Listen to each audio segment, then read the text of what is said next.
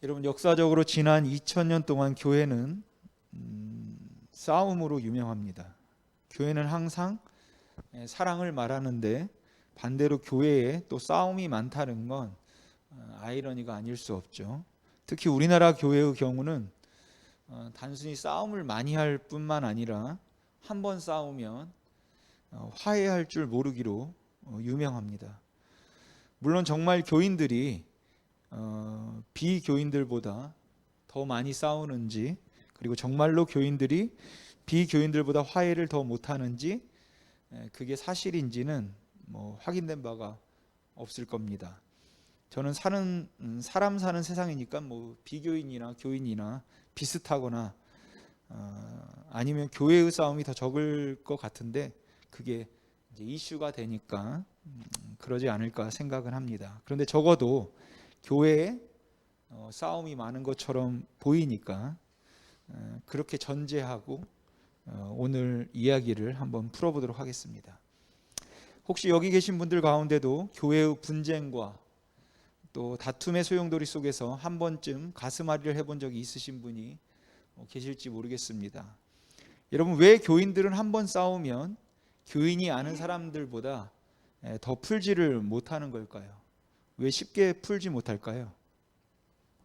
원래 교인들 중에는 좀 성격이 별나거나 아니면 다툼을 좋아하는 사람들이 워낙 많기 때문에 그렇다든지, 평소에 그냥 괜찮았던 사람도 이상하게 교회만 다니면 성격이 고약해져 가지고 싸움을 많이 하게 되는 건 아닐 겁니다. 어떤 분들은 교인들이 술을 마시지 않기 때문에 보통은 한잔 하면서 화끈하게 풀어야 하는데 그렇게 풀 길이 없어서 화해를 하지 못한다고 말해요. 근데 제 생각에는 그렇게 술 마시고 풀 확률보다는 술 마시고 싸울 확률이 더 높지 않을까 하는 생각이 들기도 합니다. 술에 취하면 이제 속에 있는 얘기를 다 하니까 서로 취해서 이해할 수도 있겠지만 그 치중진담이 더 비수로 꽂힐 수도 있는 거죠. 그래서 술을 안 마시기 때문에 화해를 못하는 건 아닌 것 같다고 생각합니다. 그래서 저는 몇 가지 다른 그 가능한 이유를 좀 생각해 봤습니다. 우선 첫 번째로, 비교인들은 싸울 일이 별로 없습니다. 여러분, 사람들은 이해관계가 얽히면 싸웁니다. 그래서 교회뿐만 아니라 동창회, 향후회, 국회, 이해관계가 얽히면 어김없이 싸웁니다. 뒤에 회자가 붙으면 싸우는 것 같기도 해요. 그러니까 회자를 안 쓰는 게 좋을지도 모르겠습니다. 하지만 여러분, 친구들끼리 밥 먹고 놀고 차 마시고 술 마시는 데는 싸울 이유가 별로 없을 겁니다. 그러니까 교회도 성교니 교회 건물 건축이니 매입이니 이런 일들을 많이 하지 말고 조직보다는 친목을 중심으로 하면 그렇게 싸우지 않을 겁니다. 그러니까 교회에 싸움이 많은 이유는 교회의 여러 가지 많은 일들이 있기 때문에 그런 거죠. 이해관계가 얽힐 만한 사업들, 소위 말하는 사역들이 교회에는 너무 많고, 그 사업들이 불투명하게 진행되기 때문에 싸움이 많고, 그 과정에서 나름대로 이제 손해를 보는 사람들이 생기게 되는데, 두리뭉실 넘어가려고 하기 때문에 문제가 훨씬 더 복잡해지는 겁니다. 그래서 많은 교인들은 교회를 다니더라도 그냥 일은 하지 않고 조용히 다니면 좋겠다라고들 하는데, 왜냐하면 교회를 다니더라도 일하거나 아니면 그 사역에 관여하지 않고 조용히 다니면 대체로 싸울 일이 없겠다고 생각하기 때문에 그렇게 말하는 것 같아요. 하지만 교회의 존재 목적이 사역이고, 교회 존재 목적이 무언가 하나님의 일을 하기 위한 것이라면 결국은 싸움은 불가피해질 것 같다는 생각은 듭니다. 두 번째 가능한 이유는 이 교회라는 것이 갖는 교회의 특징 때문에 그렇습니다. 세상에서는 싸우기 전에 헤어집니다. 싫으면 안 보면 되는데 이 교회에서는 싫어도 봐야 하기 때문에 결국은 싸움까지 가고 마는 거죠. 마음에 안 들고 나와 너무 다른 사람이 있으면 그냥 안 보면 됩니다. 근데 이 교회는 일부러 그런 사람들끼리 모아놔요. 꼭 같은 구역, 같은 소모임에 넣어 놓습니다. 그래서 내가 좀 마찰을 피하려고 하면 용서와 포용을 모르는 아주 고약하고 믿음이 없는 사람을 취급을 해서 여간 이제 불편한 게 아니죠.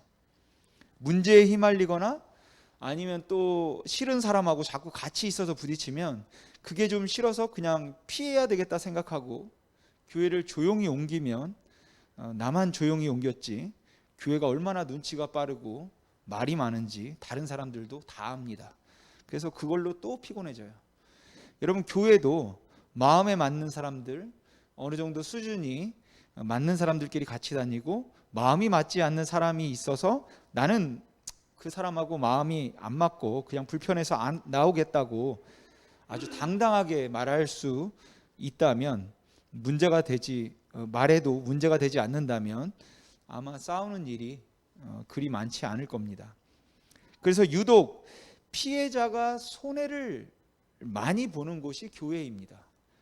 나는 정말 불편하고 정말 언짢아서 안 나가겠다고 하는데 그러면 믿음 없는 사람, 사랑이 없는 사람, 포용력이 없는 사람이 되어가지고 욕을 먹기 때문에 그렇습니다.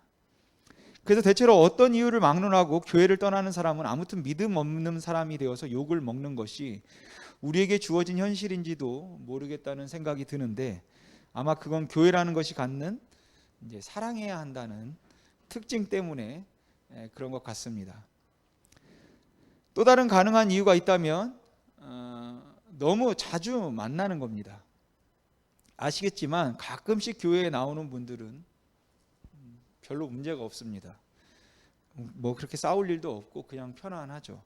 근데 이 교회 열심인 분들은 매주 한 번 이상은 봐야 합니다. 뭐 운동 동호회 같은 것은 뭐 일주일에 한 번 정도는 모이는데 그 외의 모임들은 보통은 일주일에 한 번 뭐 모이지는 않죠.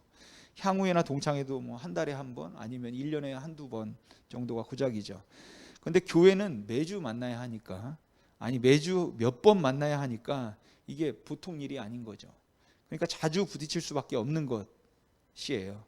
그래서 교회에서 한 번 싸우면 잘 풀리지 않는 이유가 있다면 사실은 시간이 없어서 그런 것 같다는 생각이 들기도 합니다. 원래 한 달쯤 안 보면 감정이 좀 누그러지기도 할 텐데 주일에 싸우고 수요일 날 또 만나고 또 다시 주일 날 만나야 하고 다시 그 다음 수요일에 또 만나니까 도대체 시간이 없는 거죠.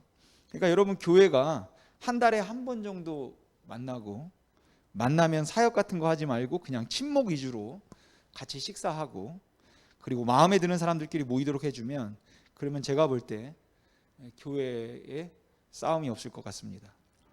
그런데 그렇게 할 수가 없고 또 교회는 그래서는 안 되죠.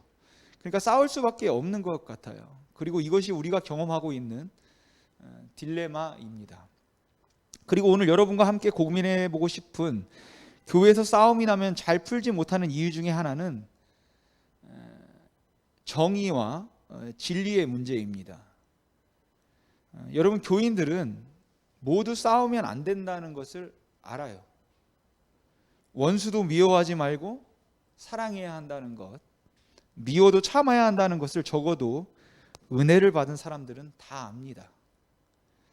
근데 싸워도 되고 화를 내도 정당화될 수 있는 경우가 있다고 생각하는 거죠. 그건 바로 진리와 정의의 문제인 경우입니다.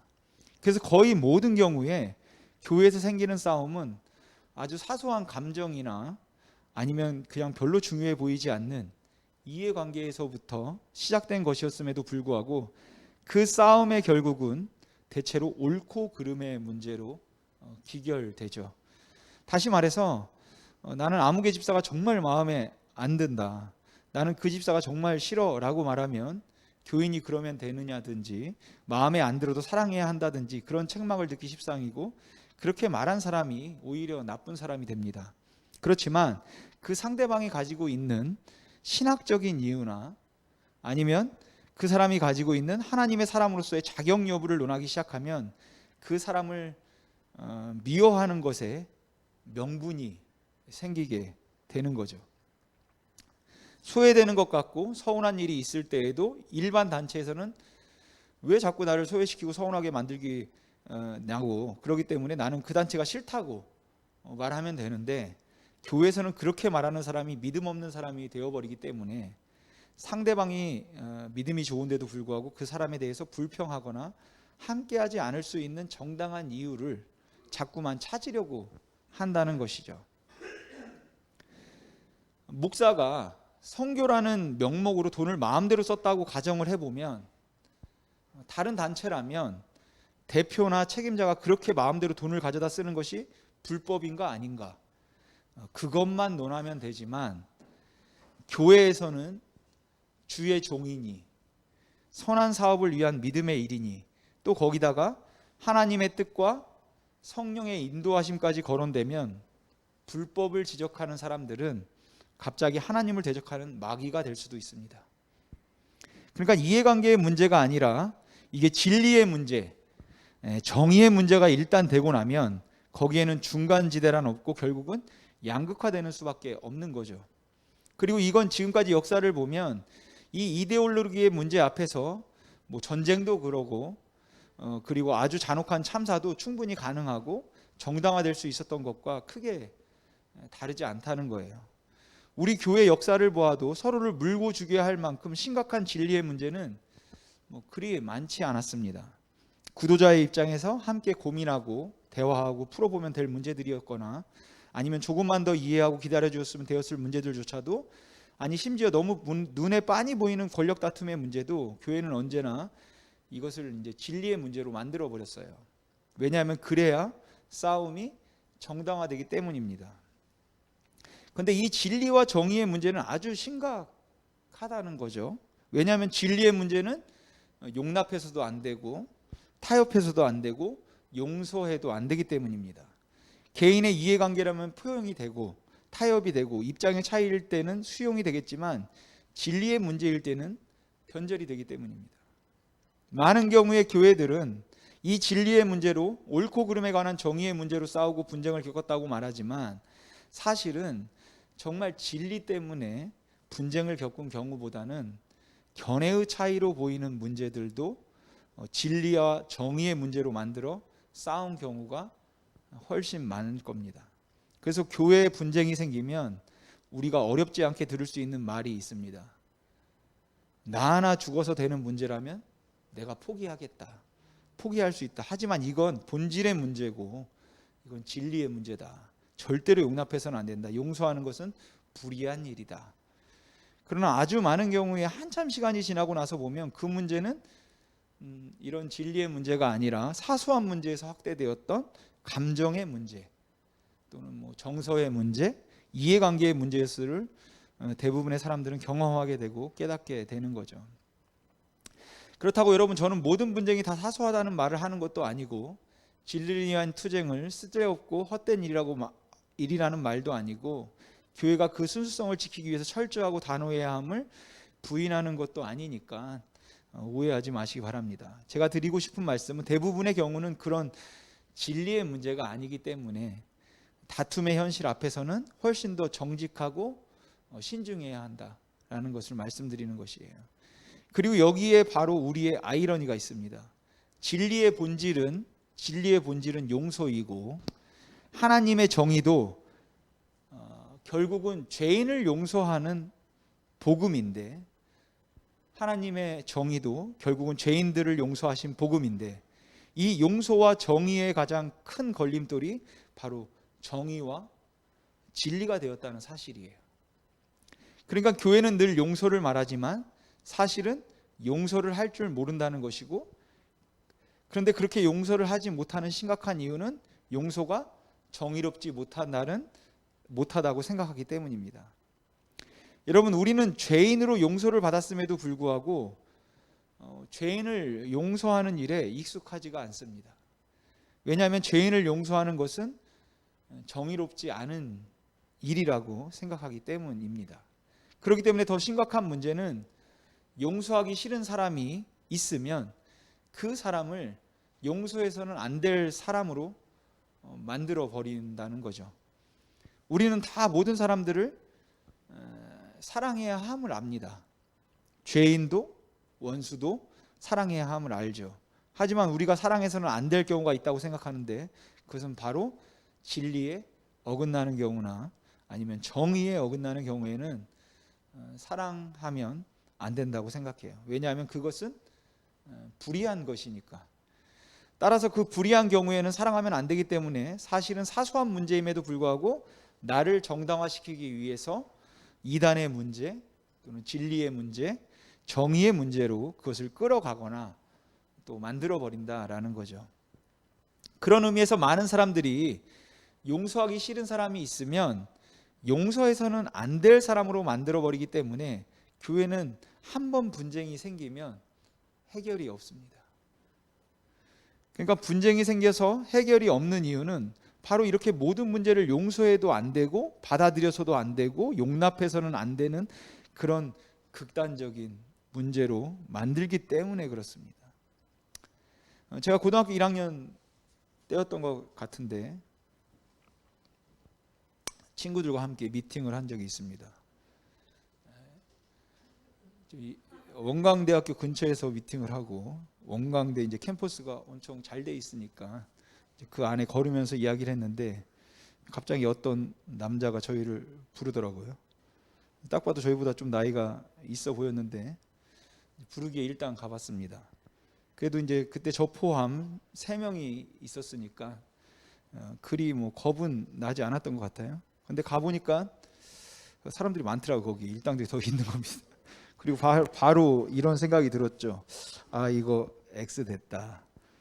그리고 그렇게 갔더니 뭐 처음에는 굉장히 뭐 이것저것 물어보더라고. 어디 학교 다니냐, 뭐 하러 왔냐, 미팅은 어떻게 하게 됐냐. 뭐 순진한 우리들은 또 다 대답하죠.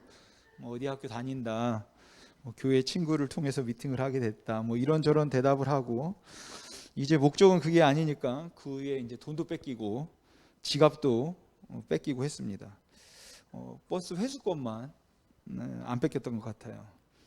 그렇게 아무것도 하지 못하고 다 뺏기고 돌아오는데 뒤에서 그놈들은 좋다고 이제 히히덕거리고 웃으면서 갔죠.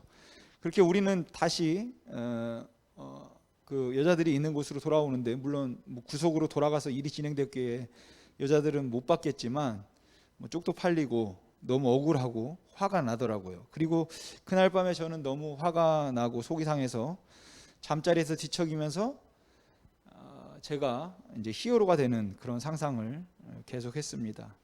근데 그때 저는 아주 성실하게 신앙생활을 할 때였습니다. 학생회 활동도 뭐 열심히 하고 찬양 인도, 전도, 봉사 열심히 이런 거죠 할 때였는데 그런데 억울한 일을 당했어요. 그래서 화가 나서 억울해서 못 견디겠는데 꿈에라도 상상으로라도 그놈들을 다 때려 눕히고 싶은데 자꾸 이제 용서가 떠오르는 거죠.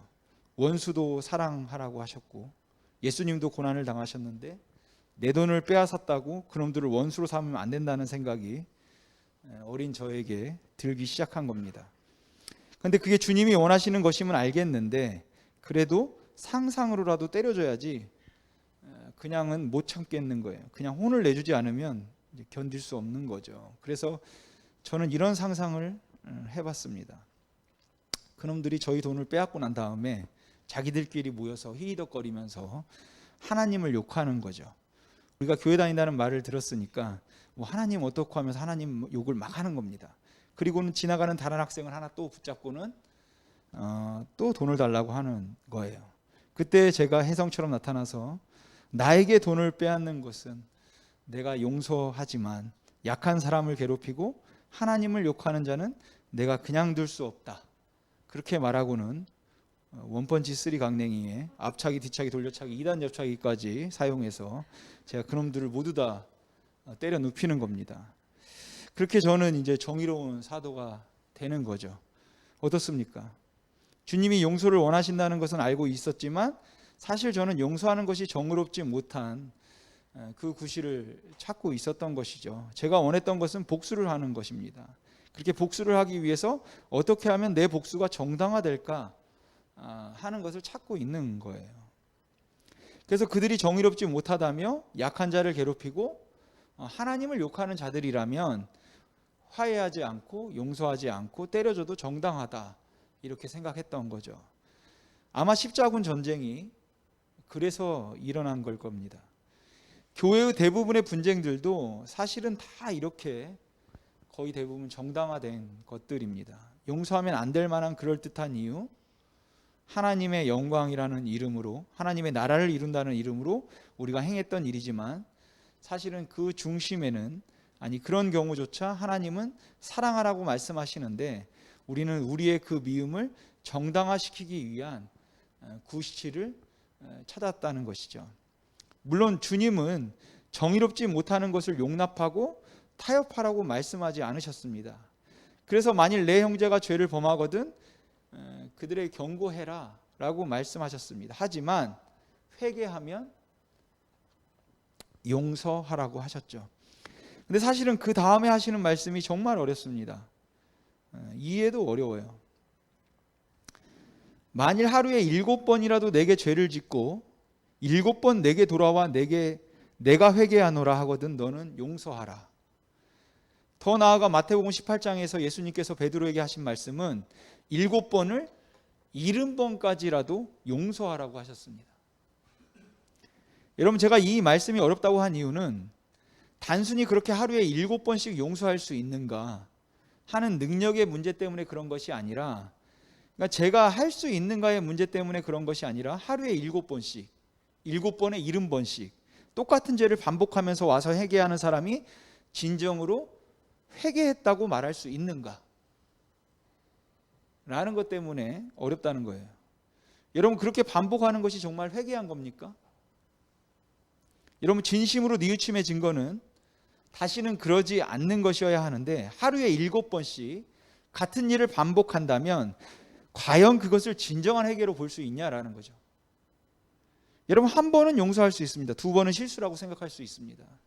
하지만 3번째 또 똑같은 죄를 짓고 와서 잘못했다고 말한다면 이것은 이 사람이 회개하고 있지 않은 것이기 때문에 이 사람을 용서해 주는 것은 정당한 일이 아니라는 생각이 사실은 7번씩 용서할 수 없게 만드는 거 아닌가요?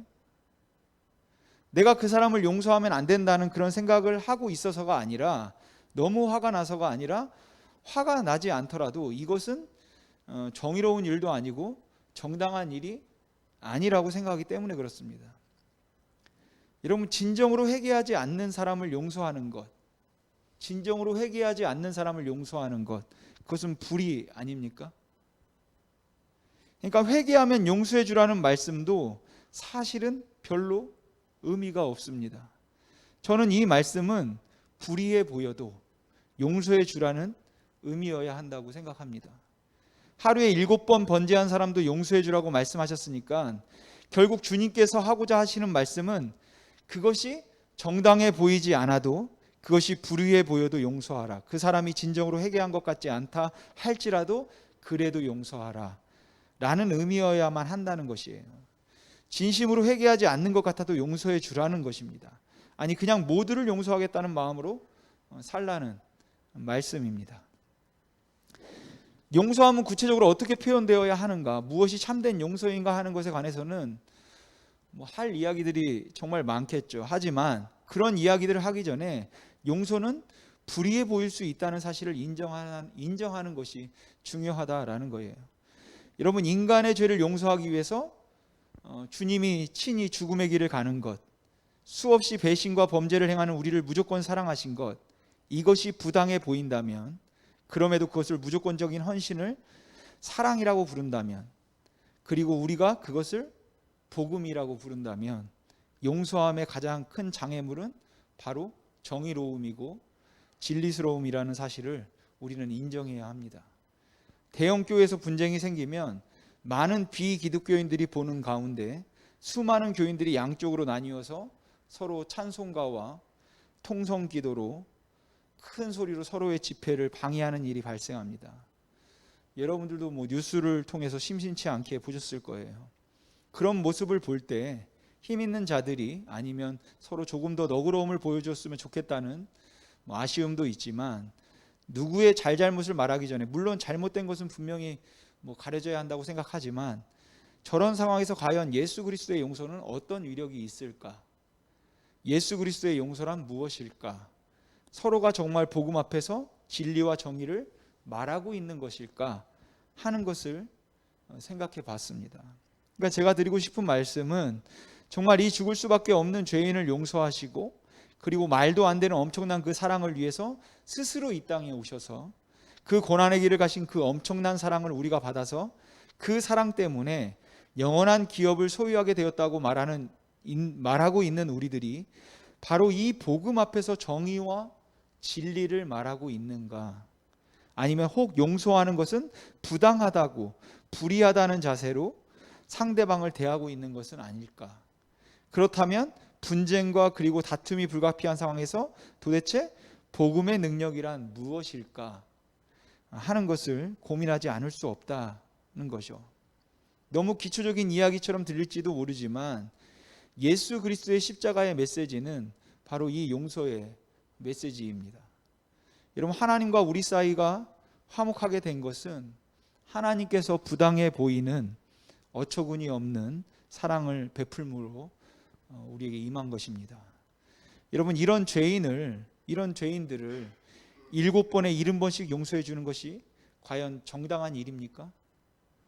그런데 하나님이 그렇게 하셨습니다. 십자가가 복음인 것은 바로 이 용서 때문이에요.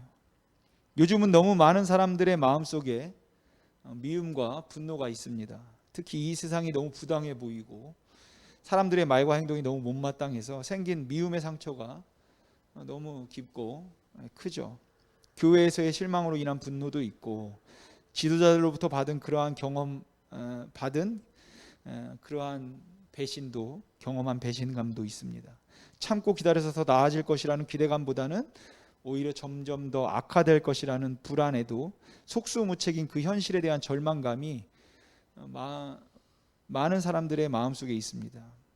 이번 고난주간과 부활절을 맞이하면서 저는 여러분과 함께 이 용서를 묵상해 봤으면 좋겠습니다. 우리를 용서하시고 자녀 삼기 위해서 낮은 몸으로 하나님께서 이 땅에 오셔서 그 고난을 몸소 다 받으신 십자가, 그 의미를 우리가 한번 진지하게 그리고 진실하게 또 묵상해 봤으면 좋겠습니다. 만약 우리 마음속에 있던 그 용서할 수 없었던 사람, 용서하는 게 정말 부당하다고 생각되던 사람이 있다면 우리가 이제 그만 놓아주고 이제 그만 잊어버렸으면 좋겠습니다. 부당하다는 이유로, 정의롭지 못하다는 이유로 마음에 든 분노와 그 미움이 이제 더 이상 뿌리를 내리지 못하도록 이 주님의 고난과 또 십자가의 은혜가 우리의 마음을 치유하게 했으면 좋겠습니다.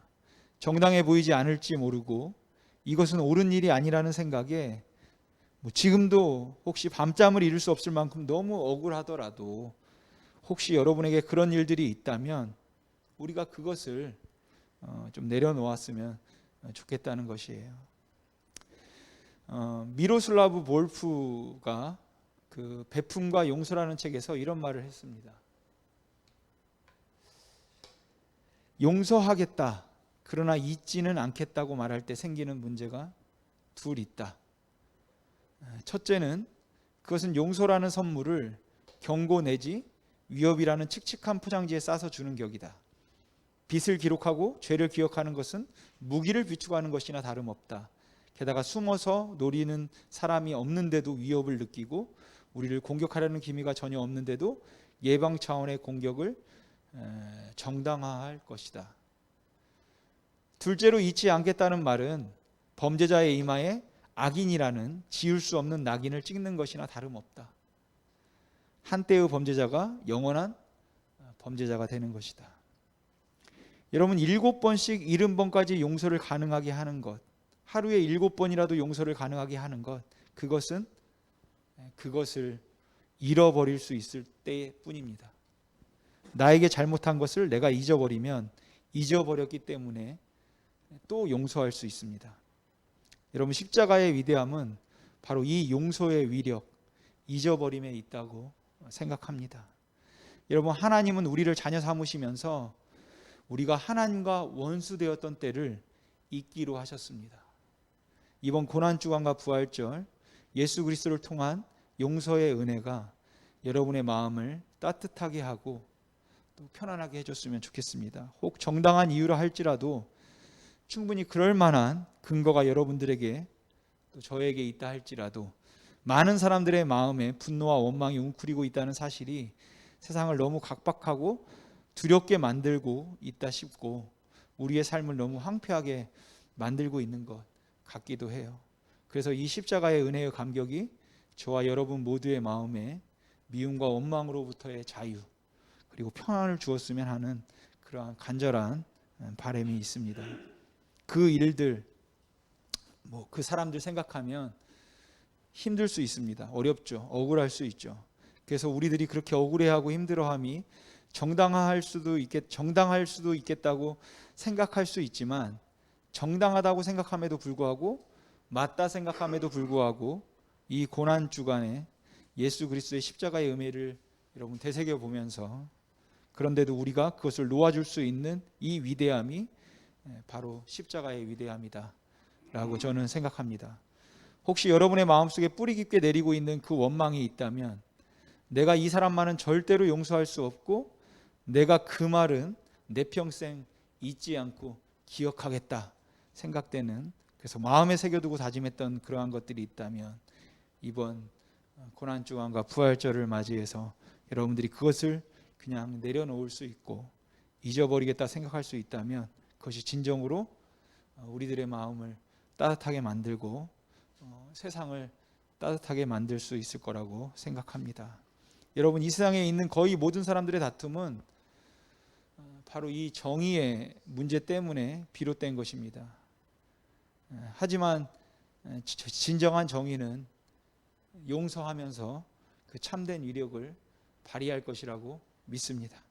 여러분의 삶 속에서 그동안 여러분들의 마음을 누르고 괴롭혔던 그 모든 것들로부터 자유할 수 있는 날이 될 수 있기를 바라고, 또한 여러분들에게 이번 고난주간을 맞이하면서 제가 부탁하고 구하고 싶은 것도, 비록 제가 많이 부족한 목사라서 여러분들에게 혹이라도, 부지 중에라도, 아니 제 마음속에 있는 어리석음 때문에 여러분에게 미움이나 상처를 주었다면 용서를 해 주시기 바랍니다. 그래서 2022년 우리 모두의 마음속에 이 은혜로 인한 용서의 따뜻함이 우리의 삶을 주도하는 그러한 소중한 한 해가 될 수 있기를 소망합니다. 예수님께서 이를 위해 오셨고 그리고 십자가에서 죽으셨습니다. 기도하겠습니다.